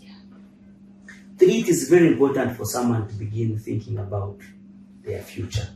And your future starts now. It wasn't raining when Noah built the ark. It was not. He had to plan ahead. He received a vision from God. He started collecting materials, even when no one knew what he was doing. He told people and they never believed him. It wasn't raining when Noah started building the ark. You can start young, start saving some money, start thinking through projects. Look, discover your purpose, see where you're going. Begin building your capacity so that you will be relevant when you are a ready product. See yourself as a product. Will anyone pick you from the shelves the way you are? Work on yourself. Make yourself a brand that is going to be purchased by everyone in the market. Because that is very important. To the people that are growing in marriages, be faithful. I have seen very many, including my grandfather who had 3 wives. I saw what he went through as a mother of 3 wives. Be faithful to the wife, the husband of your youth. Grow together. Forgive one another. Ask the Lord to give you wisdom on how to handle one another. I am a lawyer, I told you. I have very many people who come here for divorce. And sometimes the things are really so small. And you talk to them, but because they have not talked to anyone, things have been piling and they have not been cancelled. And it's now irreconcilable difference. And it pains me to go and represent you in court because you're divorcing, even when you are a Christian. This thing that I want to talk about finally. I am a Christian lawyer. 80% of my clients are Christian entities. But one of the things that I have seen, a Christian entity will refuse to pay my bill, but will want to go and pay to a non-Christian entity, a non-Christian lawyer, to do their work. I don't know why. They want free things. I don't know why it is so easy for you to go and get money and give. When I give you my invoice, you complain. Even when we try to reduce it and make it as usable as possible. I'll give you an example. Maybe my client will be seeing online. I'm not ashamed to talk about this. So they had a lawyer who crossed the other side. And so they were not trusting them. So they brought me on board. That lawyer charged 170 million. They have paid half of that money. I charged only 15 million. They are complaining about my invoice. Yet they want me to go and do that work. You're fixing actually. You can imagine, the magnitude is so wild. But they are still complaining about my invoice. I said, if you're not paying, I'm not coming. They say, please, don't kill us, don't be harsh on us. I say, but you people, you're willing to pay the other big invoice. Why don't you want to pay my little money? So Those are some we need as Christians if we don't support one another. Because if you don't support me as a Christian, you will not find me when you want me. You will not find me if you don't support a Christian sister or brother in their hustle. When you want them, they will not be there. And you say, I want a Christian something, but you're not supporting them. You're okay and willing to give the money to the heathen. And you don't even negotiate about their invoice. But mine, you want to break it to the lowest. My wife is a trained counselor. She has her master's in psychology and counseling. She does well with young people. She charges a very little stipend. But people pay lots of money to take their children to Butarika. But they don't want to pay her the 50,000 that she charges. They would rather take them to Butarika than bring them. That's how we are just enemies of our own businesses. And we can't grow that way. We can't grow that way. The reason why the Jews have taken over most of the economies is that a Jew will not go to any doctor until he has failed to find a Jew doctor. He would rather travel from here to Nairobi to South Africa looking for a Jew doctor. That is not segregation. It's not what, but they want to support their hustle. I'm told money goes through the Jewish system 16 times before it exits. And that's why in every big establishment under this world, you'll find there is a Jew behind it. For sure. That's for sure. Why? Because they are supporting their own. If we don't support our own, we will be extinct. And you see, the reason why the other people are taking over the economies is that the one they're involved in the market, they have the money. If we don't support the Christian businesses, let me tell you, a pastor, like my wife also and my children, they do cookies. They sell them at church. But someone will go to the supermarket and buy cookies in the supermarket than buying the cookies that are at the table at the reception. And he's a church member. So, and they are comfortable with that. I've also heard that is the system that we are running. If we don't revise those, you find a person as a wedding, they want your contribution, yet you have the exact services they want to use to pay to someone else. And you say, okay, at least my contribution, let it come from my services. I reduce so that, but they do not want to be booked with the other, but they want your contribution. You ask yourself. Yeah. So we are enemies of our own selves. If we don't revise that system, it's going to eat us. If I don't support, if I have a wedding, she does cakes and I don't support her. When I want her services, she will not be there to support me.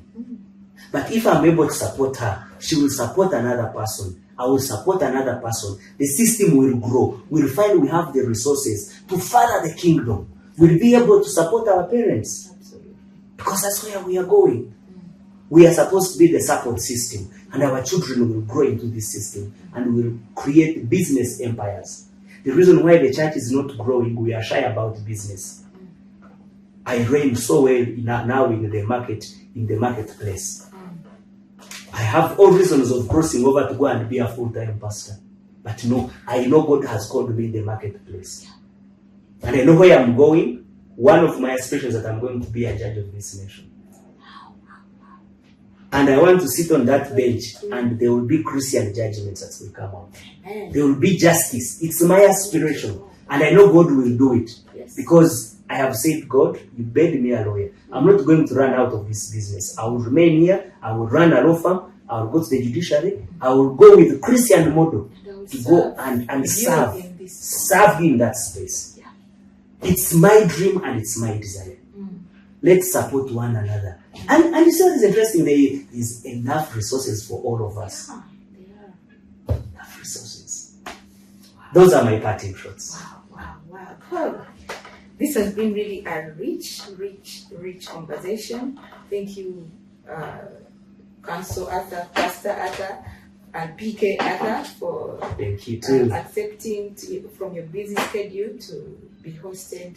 It takes hours. It takes a lot of time to shoot this, but he gave us his time. We thank you so much. And definitely, this is not the last time we are having you on this show. Thank you so much.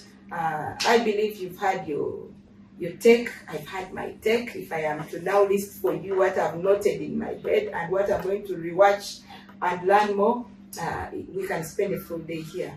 But we thank God who has enabled this to happen. My name is Naomi. It's been Transitioned Show, and it is Ronnie and Jerry on the camera. It's a wrap. Bye-bye.